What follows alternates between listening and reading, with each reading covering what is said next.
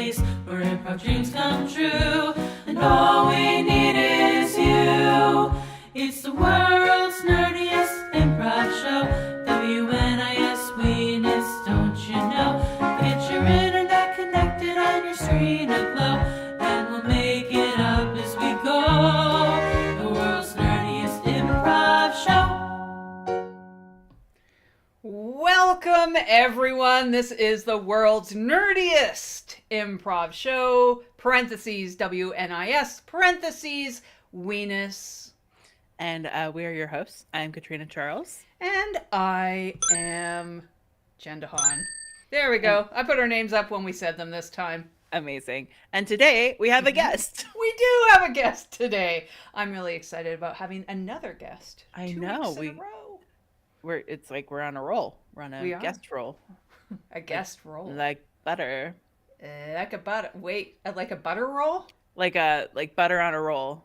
Butter on a roll. Yeah. We're on a roll like butter on a roll. Rolling like butter. You know what I really like? What do you like? Bread and butter pickles. Ooh, interesting. Yeah. Do you like a bread and butter pickle?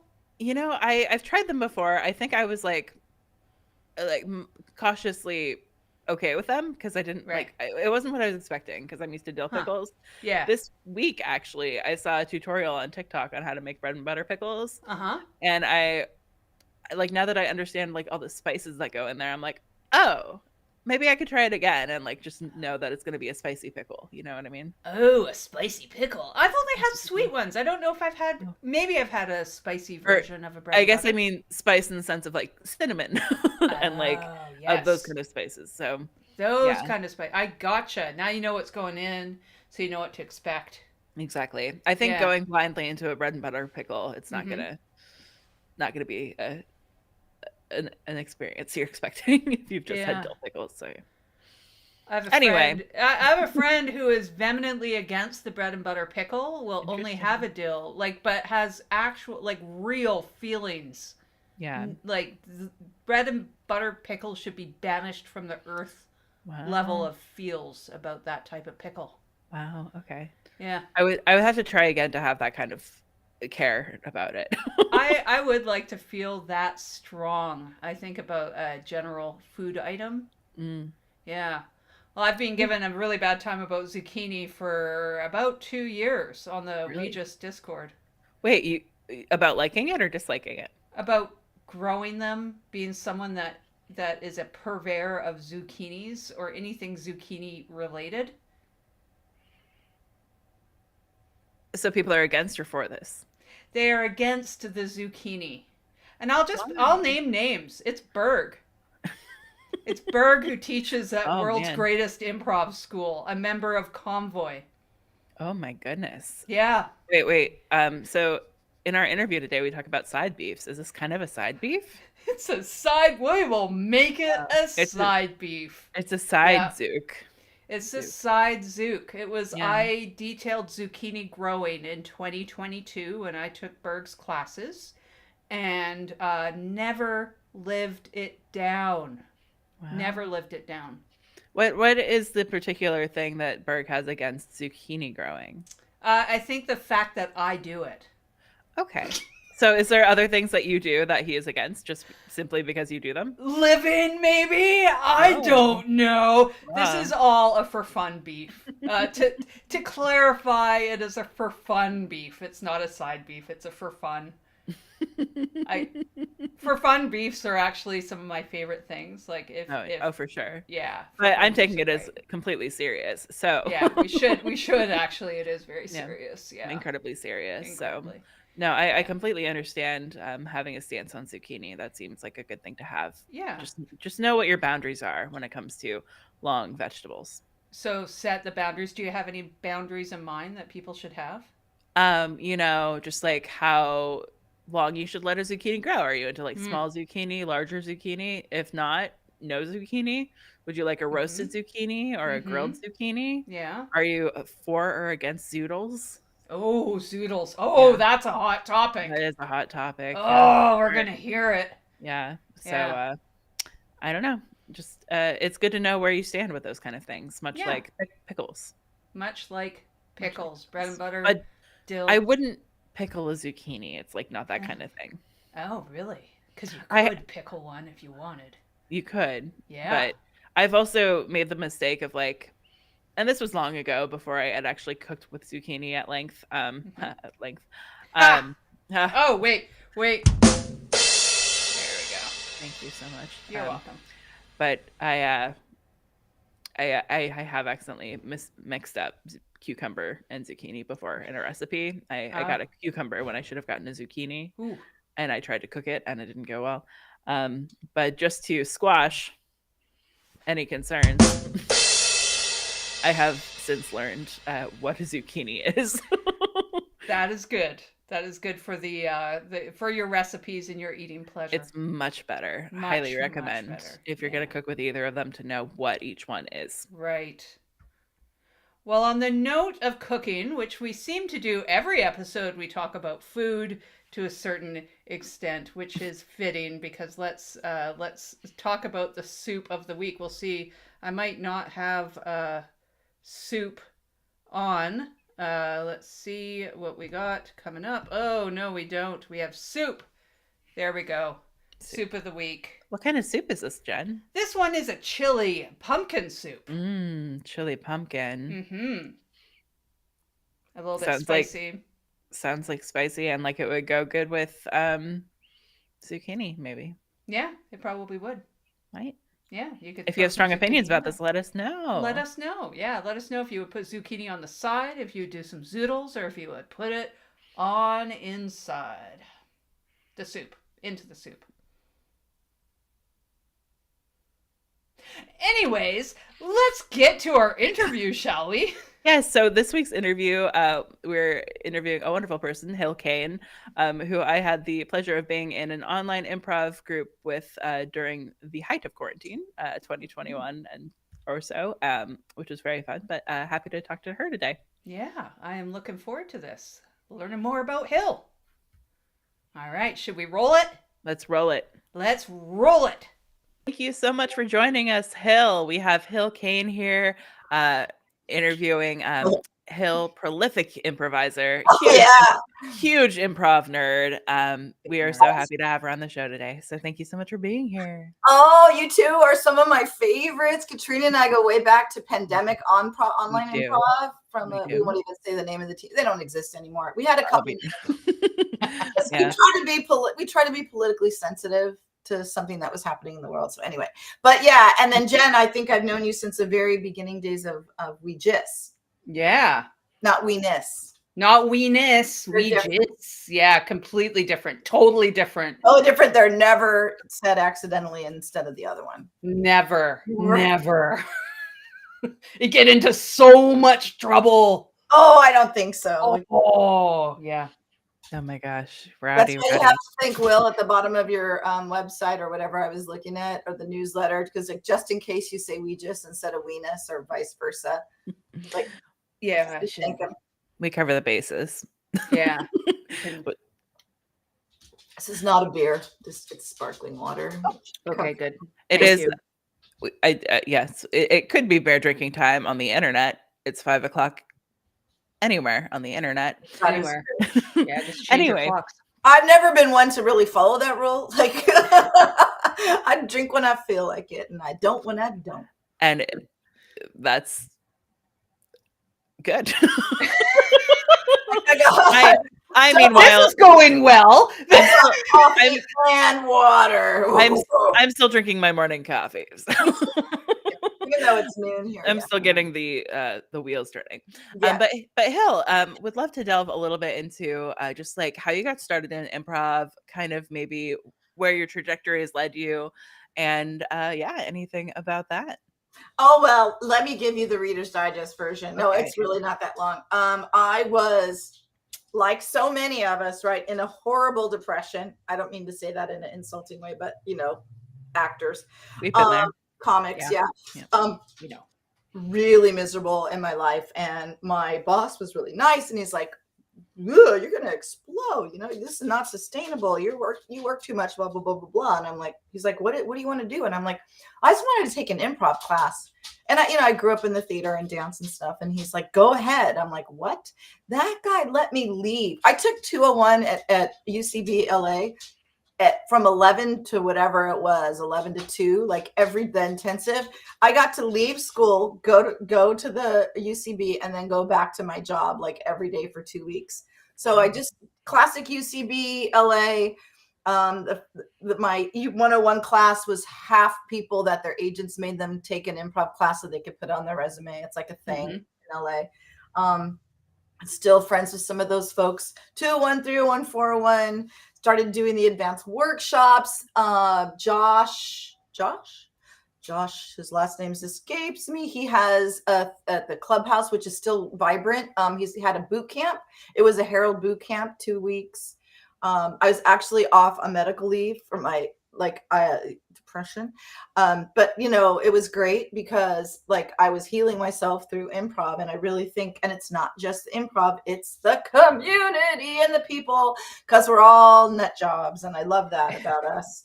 But it was great. And then on an indie team, Taylor's Helpers, Celibate Taco, just some weird, like they're practice groups and then they become indie teams, but they're coached. We had great coaches. And then pandemic. It's awesome. So, but because of the pandemic, I joined some online troops. Katrina and I had a mutual friend, or one of the people in the group had a mutual friend. So we were on an online team together. I was trying to support online improv, and look, can we just all admit it was not good at first? It was not good, but it got its legs. Yeah, I feel like I'm doing all the talking, but it really did get to be good and sometimes great. Just like improv in real life, right? It's either good or great, kind of like a pizza. Kind of like a pizza. Kind of like a pizza. It's pizza. It's cheese, But yeah. So then pandemic, got a lot of experience. Learned short form. Was on a short form team where the guy spun the wheel, and I think I was from no short form experience to 127 games in my pocket. Oh yeah. And decided to move to San Antonio. Was researching, and they seem to have like some good theaters. I was attracted to the Bear Stage theater, but they never reopened after the pandemic. And that lady had some side beefs, which is unfortunate, with some of the other club owners and improvisers. And oh my God, apparently like a huge divisiveness, you know what I mean, in the San Antonio community, which is small. Yeah, and then studied short form or comedy sports, studied long form here with the Denials, got on the Denials, which is the longest running San Antonio short form team. On a short form team? What? And what? I know, still was trying to get opportunities, and I just, I think I was a good community member. I supported other people.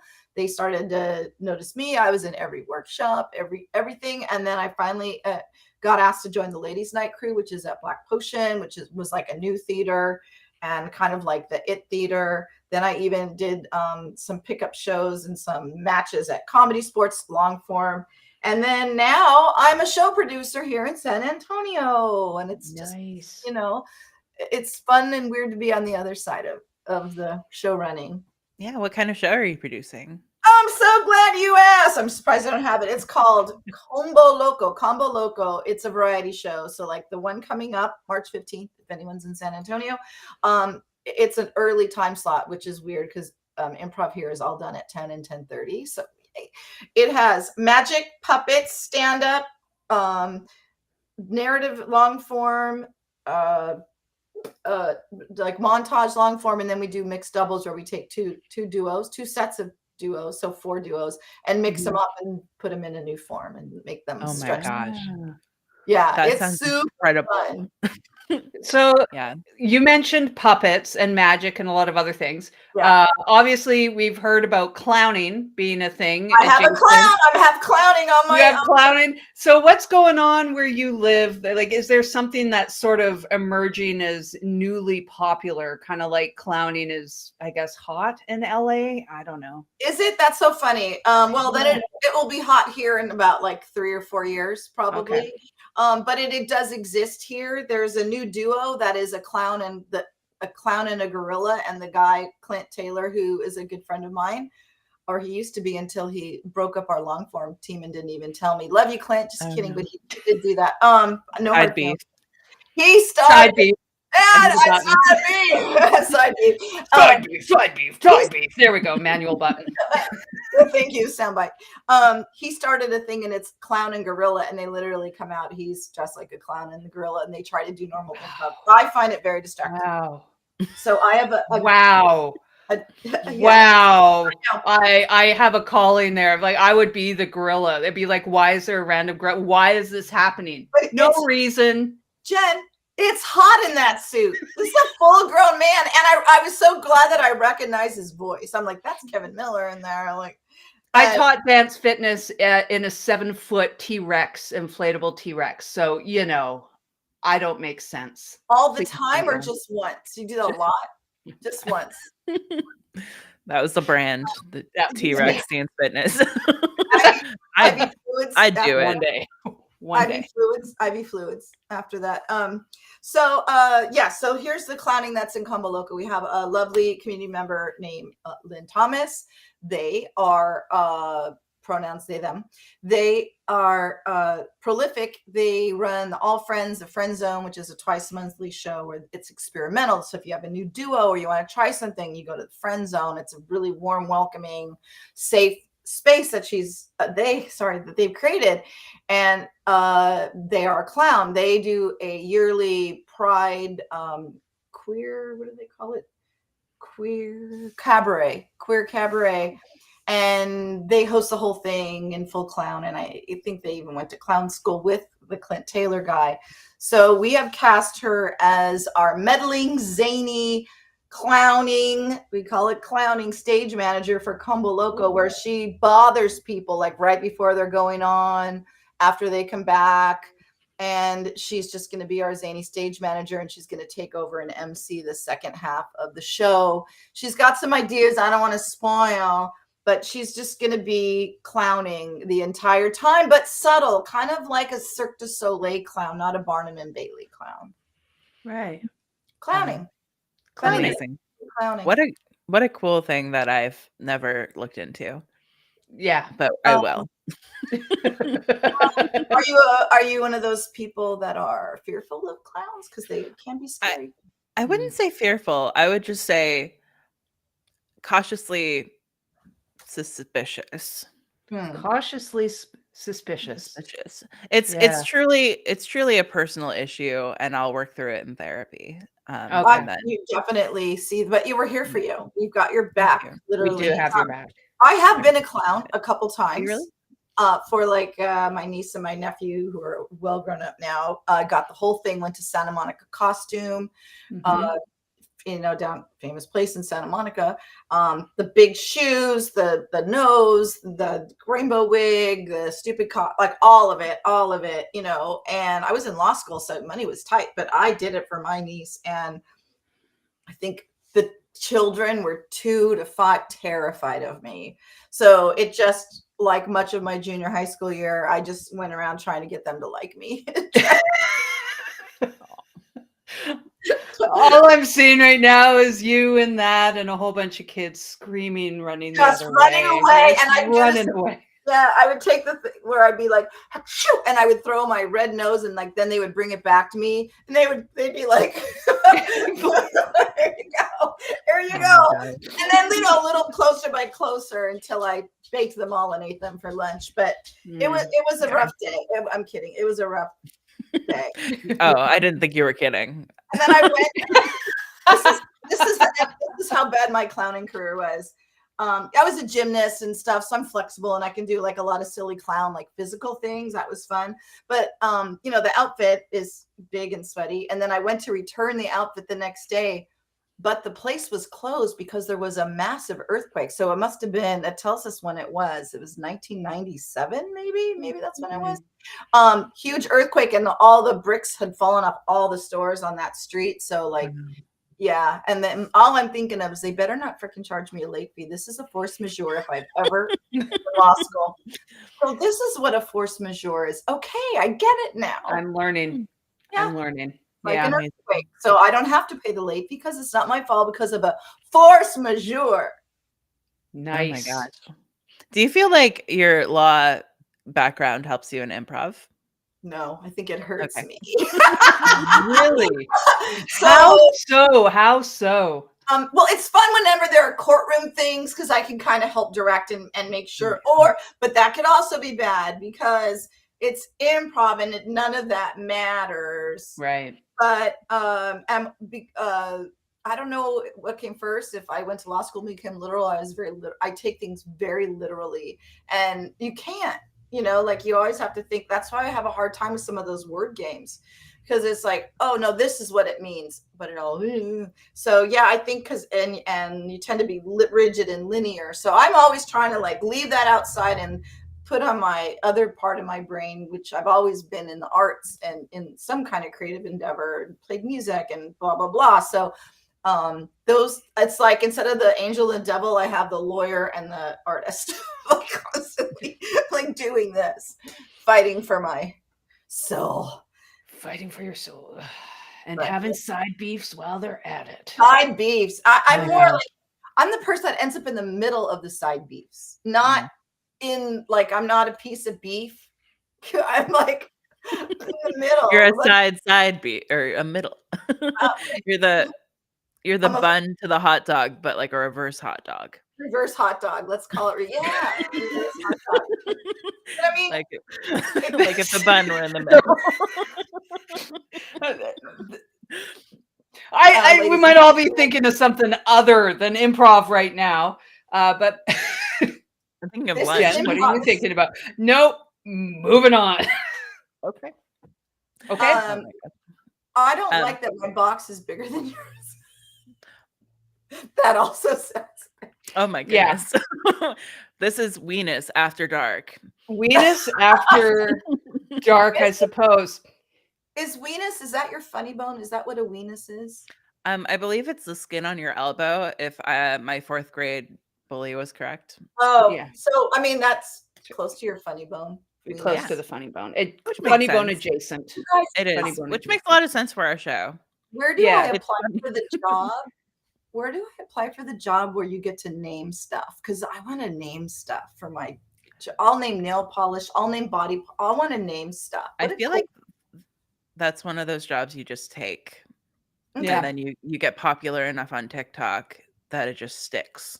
Yeah, and then if you keep using it enough, and then add the hashtag, then it becomes a thing. Okay. Yep. Yeah. And then you can go on social media and see how many times your hashtag is getting used, and you can audit your hashtag. See, there's the lawyer coming out.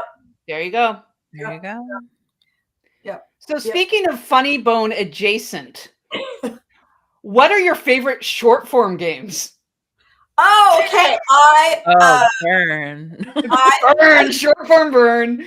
Short form burn. Anyways. First of all, I'm just going to be really honest. I think short form games are games. I don't really think they're improv. I am definitely of that, used to be long form snob thing because I got in an argument with someone that has a side beef with someone else I know. I'm in the middle. I'm like, reverse hot side beef. Side beef. There we go. Sorry. That she was like, oh my God. And like, I don't get nervous. She's like, aren't you nervous? I'm like, no, short form doesn't make me nervous. Like, no. And she's like, I don't believe you. And I'm like, well, do I look nervous right now? Like, I know I love when Katrina gets her what eyes? They're so big too. It's like, I can't hide the what. I don't know. It's like when you do that in improv, you give such good face. Like I know exactly what she's gonna say face. Or what she's feeling by her face. It's a talent. But Katrina has good face. Hashtag that. Hashtag Katrina. Big eyes and face. So I do like playing four corners. Or is it pen left, pen right? I think that's fun.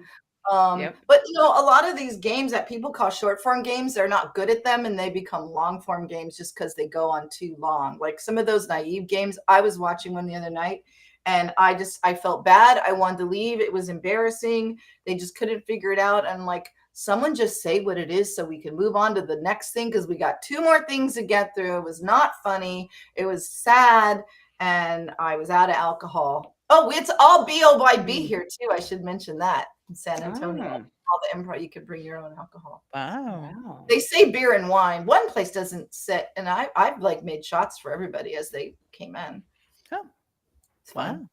That sounds like a party. The drunker they are, the bigger the side beefs. That's true. That is true. Yeah. I just get in the middle of that stuff. It's like, well, we were kind of talking before the interview, which I don't know if we're supposed to mention in the interview, the pre-interview, that do whatever we want. Whatever you want, your show. Whatever we want. True. Good to know. The power. We were talking about just like the improv community and like how valuable it is, but also how kind of like probably because so many people from so many different backgrounds exist in the improv space. Yeah. Like you're gonna get some beefs. You're gonna have some disagreements, and I don't know, just how like I find like I don't have beefs anymore. I do feel like I am also like I get a little caught in the middle sometimes, and then I'm immediately like I'm going to remove myself from the situation. Let's talk to Jen about that, because Jen has to cast things, and I know people tell you like, don't put me with this person. I don't like that. Like, you managed all those teams. Did the teams go away because of beefs? No, it didn't. We're just trying new things. Yeah, And beefs do happen. I mean, I think it's inevitable. You have humans, you have beefs. Ooh, but I don't know. And listeners, if there's just a break in the conversation, it's because it got too real and we had to cut it out. Yeah, we talked for about 15 minutes there and then cut it out. No, we didn't. I mean, there was this woman new to the improv community, as I was, because I was from another state, and but I had brought with me like some really solid training that people didn't want to acknowledge, which was kind of funny. And then I even think used against me or whatever, like, well, you don't know, you do long form. Like, whoa, okay, at UCB, it's finest. The long form, short form beef.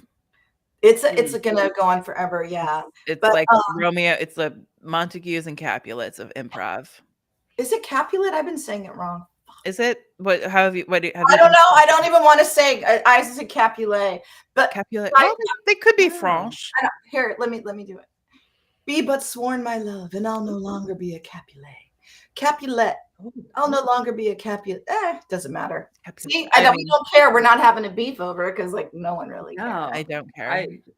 I like both of the pronunciations. Yeah, like at the Super Bowl, which is super nerdy when I just watch it for the commercials because I am in marketing, not the football. I don't really care anymore. Everyone learned that they'd been saying Temu wrong because we were all been, I think, in our heads. Oh my gosh, Temu. I know. I was a Temu person too, and I'm also concerned at how much advertising they could buy, because I feel like that is a really shady thing. And you're selling a full tuxedo for $29.99 on a grown man, and you're millions of dollars in average. Yes, that is a legit beef. I have a beef with Temu. It's not even a side beef; it's like a real beef. Temu or Temu? I don't. Well, that's one side of the beef is the pronunciation. The other side of the beef is what's going on. How are you doing this? Feels weird. Yeah. And then there's the passive aggressive beef. I might be more of a fan of the passive aggressive beef. Really a fan of it. I don't like it. I get mad when people at me in text and they do anything and like demand something or ask me something, or just, it triggers me because this should be a conversation. Yeah. Don't come at me in a text and say, oh, are you, as an example, are you done with are we going to, I don't know, this improv thing? I forget where it is. Are we going to Countdown Fest, or are you over our duo thing? And I'm like, it's not a text thing. You text somebody. I do kind of want to clarify why I'm a fan of the passive aggressive beef. And it's because I am the passive person in the passive aggressive beef. And so if someone's being passive aggressive towards me, I'm like, this isn't my problem because they're not being direct with me. So I don't need to deal with it right now. Yeah, I ignored it. I think people should, when people come at you like that, especially in a modality that is inappropriate, that ignoring them is okay. But I also have that lawyer brain or whatever. Like if I see something, I kind of I feel like I have to answer it, or I'm being rude, or, like but now, like, I'm learning as I get older that I don't have to respond to every text message. I can ignore it. I just like, but there are people that do it over and over to me. And I'm like, do I say something like, hey, I don't know, like 10X training. I have some 10X stuff back here. They teach you to agree with every objection, like agree with it. Doesn't mean like your heart and soul agrees with it, but you acknowledge it and you agree with it, and then you continue on to the close. So it's like, yes, I am a piece of poop, and I need your agreement here, here, and here. Like, just like kind of, that's how passive aggressive negation is that. Oh my God. It's a beef that I have. Yep. So I don't want to, I can tell you about specific beefs, but I think just the concept of them. And then if you are in a beef, like, can you just be an adult and just work with it? Don't bring it to my show and say, I would love to do your show, but not if blah, blah, blah is doing it. I'm like, are you serious? Are you 7? Come on. Yeah. I prefer that so-and-so have nothing at all to do with your show.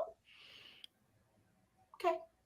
Yeah, it's difficult. And I feel like it's like it's a very common thing no matter what space you're in, like bands or theater productions, it's always going to be, there are people who don't.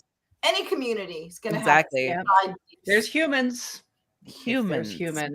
Yeah. And then then you do want to be like, is it the great Rodney King that said, can't we all just get along? Like, no. I feel like what he said was so beautiful and profound, and all he got was a big, butt kicking for it. But I'm with good old Rodney, Rodney King. I think there is, value in having conflict because it allows people to learn and grow. But it is like also, because I've had conflict with people where we've disagreed, but then we've come to talk about it and we've been like, oh, I see your perspective. I see my perspective. This is how I still feel, but I see your perspective also. It is difficult to kind of have that conversation within like a space where you're only, I think that's another reason, like, I guess it's getting you to like getting to know the people you're doing improv with, or getting to know the people you're doing any show with. And I feel like Jen might have mentioned something like this before, because like, as soon as you start to get to know a person, you kind of give them more slack, and you just like, you're less judgmental, like as soon as you get to know the person. Yeah. So it's kind of valuable to like, even on improv, like, or online improv, to like hang out afterward a little bit, just talk, see what people's lives are like. Because if you're just seeing them for practice or just for the show, and like you're having some disagreement within that, like there's no context for like, oh, they've had like a really bad week, they're going through a really hard time, that's why they're being a little short with me, kind of thing. Like I find it very, very helpful to like, even just like in the most minimal way, just like know what someone's dealing with, or knowing how someone's like going about life right now. Yeah. And that's good. And Jen, you facilitated that so well with the hangs, which I've gone to a couple of them, and it is great. And then, I was on the We Just House team, Baby Goat, and the entire team stayed together. We now are coached by a coach every other week. We pay money. I'm the treasurer, which is a pain in the butt, so I make everyone pay quarterly, because I am not chasing $8.50 from everybody every other week.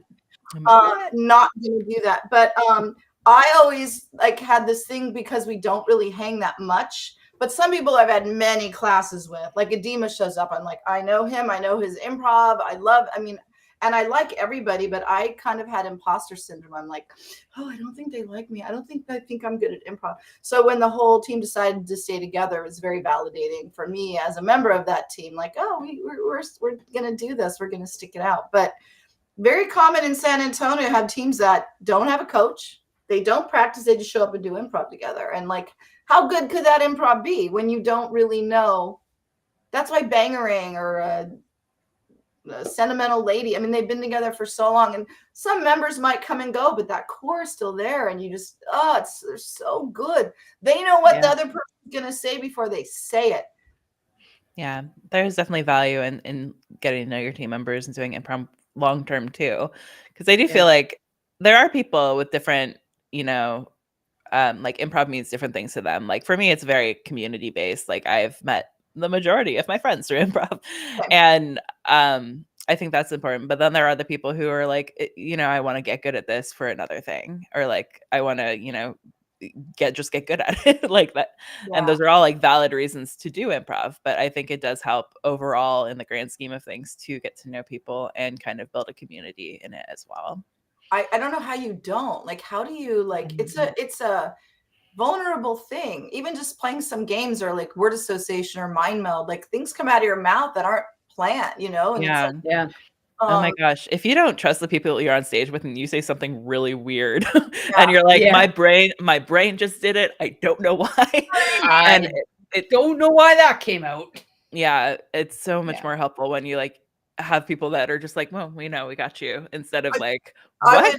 I would rather be on a team with, let's say Herald team, 7 other people that I trust versus 7 people that are the best improvisers in the world. Because you'll get good. That trust will breed good improv and better improv. And I also noticed, like my friend, Mr.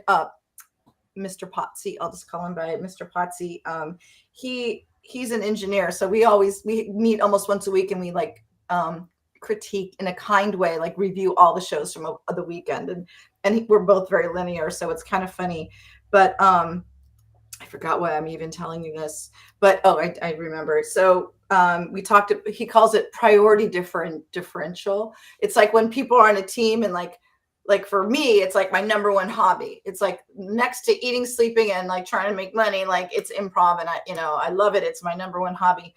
And like anyone I'm on a team with, like usually is the same thing. But then you get people like that changed, and now they're not into improv; they're into something else. Or many other things, and I'm just like it's hard for me to like not get resentment about it. Yeah, I know. I might have to start a beef. Oh no! Oh, you have to start that beef. No beefs. No beefs. Hill, do you have, on that note, on the note of beefs, do you have anything you'd like to plug before we wrap things up? Well, I have a little tiny fledgling online school. It's not meant to compete with anything that Will Hines is doing. Actually, I have his blessing, but it's supposed to be for people in San Antonio.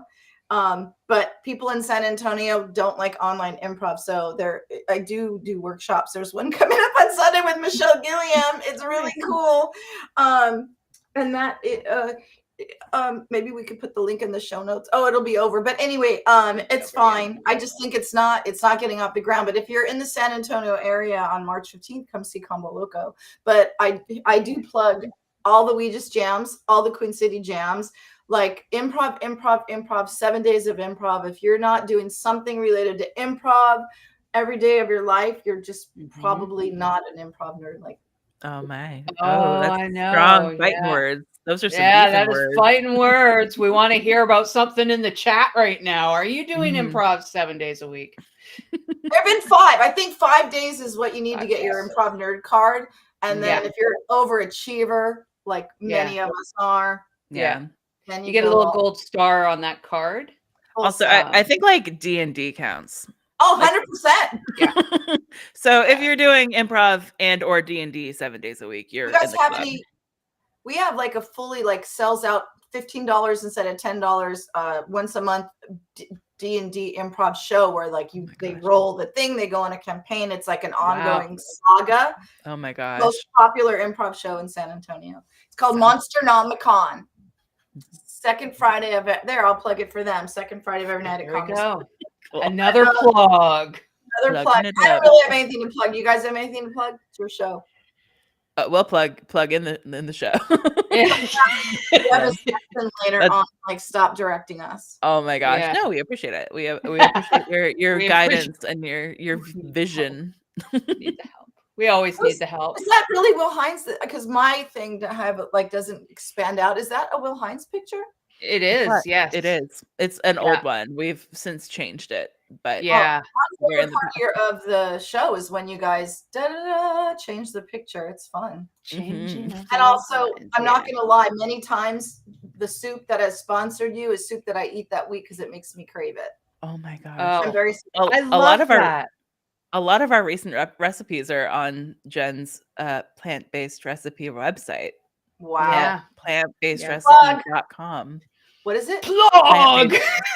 Plantbasedrecipe.com. I know. I've saved some recipes. I keep needing to go to the grocery store and actually get the I ingredients. know, for and them. the best thing about making soup is how your house smells for like the whole week. Oh, And then how your pot just sits in the sink for 7 days. yeah. While you're doing improv. So long. Yeah. I allow myself to only watch TV as I'm cleaning my kitchen. So like I yeah. I started putting TV on in there, and it helps for about 10 minutes, and then I'm like, all right, I'm tired. I'm gonna go. It's a struggle. The struggle is real. Struggle real. If I did less improv, I'd have a cleaner kitchen. But would my life be any better? No. No, it would not. And that is why you get your improv nerd card with the star in the corner. And if you do tabletop RPG, you get another star because you're extra nerdy. Yeah. Oh my gosh. I'm gonna need to I'll make a printable nerd card for us. I've never played Dungeons and Dragons. Yeah, neither have I. And I just got my nerd card revoked. No, you can still you check all the other boxes. I just don't get the second star. You don't get the star.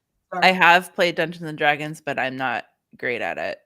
I get distracted too easily. I keep trying to like dig things or like kill people, and people are like, "Don't do that," and I'm like, Yeah, it's also based on a caste system, which I kind of have a visceral reaction to. And in the beginning, like all the nerdy boys who I had crushes on played it, and they wouldn't let me play because I was a girl. So I'm bitter. Yeah, it's fair to have a bitterness. Yeah. I just want to say it's only in D&D that I try to kill people. Nowhere else. No one is thinking otherwise until you say. I just want to make it real clear. Oh, we're making things clear here about the passive aggressiveness, and then about potential. I don't get passive aggressive. I get even. You get my good. Let's see the eyes, Katrina. Let's see the eyes. Do the eyes. All right, podcast listeners, you'll have to tune into our YouTube for this. We're all doing our big eyes. And with that, we lost all of our viewers, I'm sure. But thank you, Hill, for joining us today. I'm going to say today because this is going to air later, and it's going to air at a different time. And by air, I mean stream, just to get that accurate. And thank you so much for joining us, Hill. Thank you so much, Hill. I love you guys more than air. Thank you so much. We appreciate being part of your community. Oh, your non-beefing community. No. We're plant-based. I'm coming, and I have no beefs. No beefs because I'm plant-based. No beefs. What's happening? No beefs. Oh my gosh. Well, thank you so much again, Hill. This has been wonderful, and go do some improv. I'm on my way right now to a jam. No, I'm kidding. A little bit later. Okay. Bye. Bye. Waiting for. And we're back. Hello, everyone. Welcome back to this part of the show. That was a great interview. It was really fun. Yeah. It was great talking with Hill. Thank you, Hill. Thank you so much, Hill. Just amazing energy. A lot of fun. Definitely. And if you're in that area, go see those shows. Yeah, definitely. Or the next ones, I guess. Future ones. What day is it? March 7th. Nice. Thank you. Like everybody listening be like, what's the point of this? All right. I don't even know. I don't know. I feel like anyone listening is like, what's the point of this podcast? Yeah, it could be. So if you know, please let us know by sending us an email or something. But we're moving on to word of the week. All right, let's see what we got for the word of the week this week. I guess I should say why do you have a word of a week on an improv show? Good question, you. These are words that you can use in your scenes to spice them up, to add some interest, or maybe just like this might be a character for you. This word of the week, potentially. Biblioclept. Yeah. Biblioclept. Now, what does that mean, Katrina? Well, it's a book thief. A book thief. Someone who steals books. I was gonna say I've been a biblioclept, but it wasn't really stealing. It was more in college, back when like you could easily sell textbooks online. A lot of people would put them in like the free piles at the end of the year. They would just throw books in there if they couldn't sell them at the bookstore, and I would then take them and sell them on the internet. Well, that's not thieving. That's smart. That is entrepreneurial. Exactly. So that was how I probably one of the few ways I made money in college was just taking other people's scraps and selling them on the internet. Hey, and that is you know smart. what? Maybe I should take that up again. That was kind of fun. Yeah. Yeah. I know a lot of people do that from thrift stores, although that can be a problem because people need the thrift stores. But well, now the thrift stores are all really expensive because people do that. So yeah. I think I would stick to like if people leave stuff on the side of the street or something like that. Oh, for sure. Yeah. But then you have to like fix things up. Which I have done before, but I'm too much of a germaphobe now to do that, I think. I was just saying you'd have to do sniff tests on a lot of things. Yeah, sniff tests, just like general disinfect everything kind of thing. Yeah. Anyway, spice up your scene like a bread and butter pickle. Or bread and butter, bread and butter. Bread and butter picker. I guess you could if you were in a place with multiple bread and butters to choose from. Sourdough, bread roll, etc. There you Different are. Types of butter. A bread and butter picker. Yeah, there we go. We just made up a new thing. Amazing. Improv. So much improv.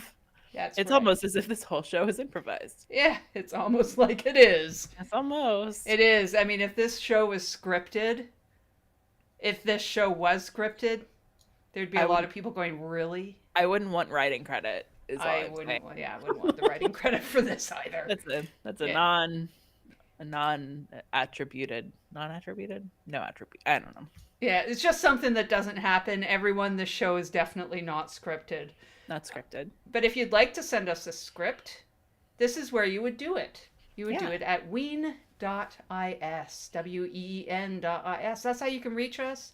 If you want to be a guest on the show like Hill, you can reach us from this website or our social media, WN Improv Show. Do you think they will, Katrina? Do I think they will reach out? Yeah. Let me think about it. I think Good. Yeah. Good. I'm getting some energy. Yeah, I'm getting energy some reach too. out energy. Yeah.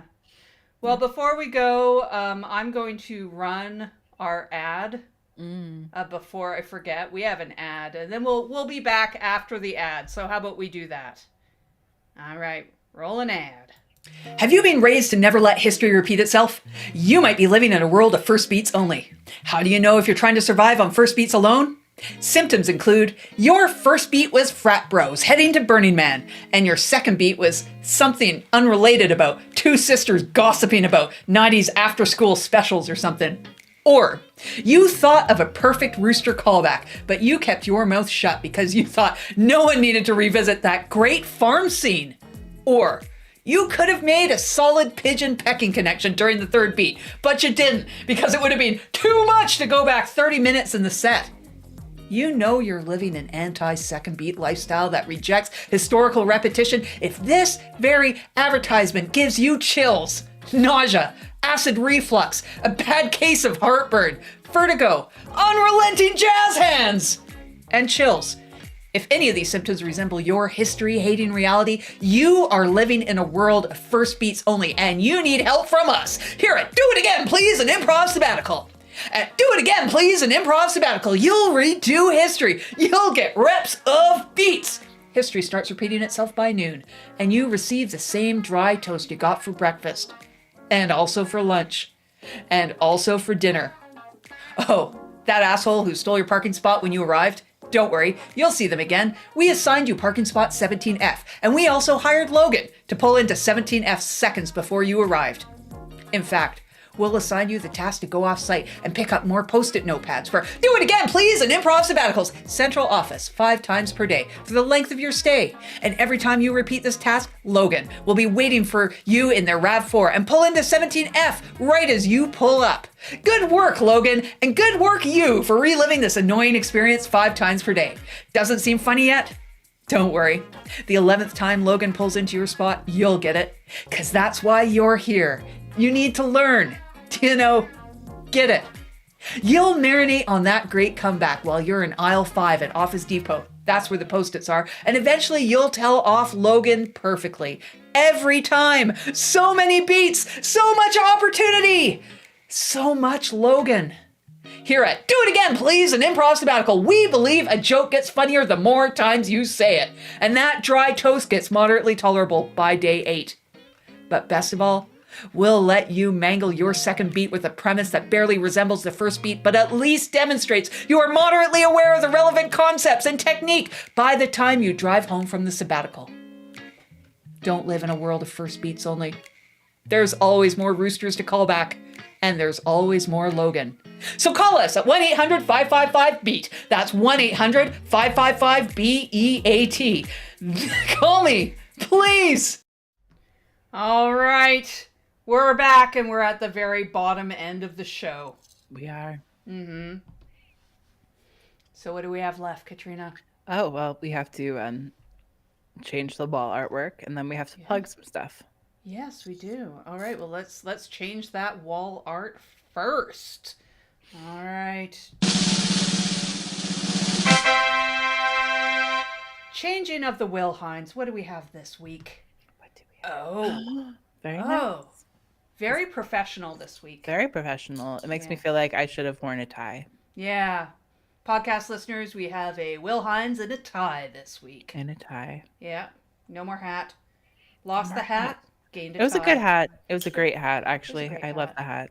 Yeah. I will remember that hat. It is. It's similar to, I believe, a hat that Elton John wore in I'm Still Standing video, perhaps? That sounds about right. Yeah. Sounds about right. Sort of a straw hat, just for our Yeah, podcast like one of the- listeners to... One of those flat tops, round, then flat brim. Yeah. You know what I mean. Kind of like a barbershop quartet hat, maybe. Yeah. Maybe. Yeah, That's what it is. possibly. You know, the flat hat. Yeah, Flat but this straw hat. week, we're back to shirt and a tie. Shirt and a tie. Now we're all business. And we are business, and it's time, therefore, for... Plugs. Plugs. We're all business. Yeah. Do you have anything to plug? Did we forget to do that last week? We did forget to do that We did last do it. week. Oh, well, it's okay. I didn't have anything to plug last week, and I don't have anything to plug this week. Oh, all right. Well, that's okay. I'll plug World's Greatest Improv School. It has lots of online classes. I have a class coming up on April 13th.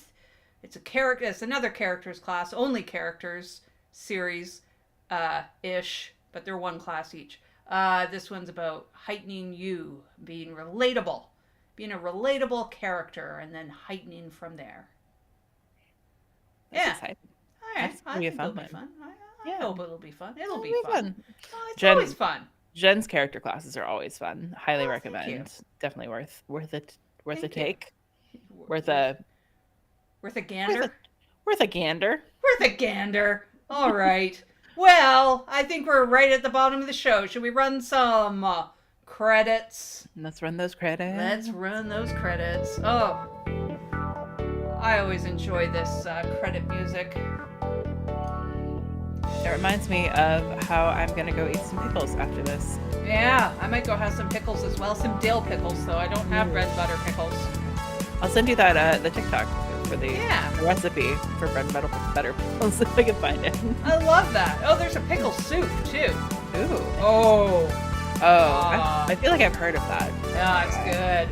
All right. Come back next week for pickle part 2. Pickle part 2 and blackout.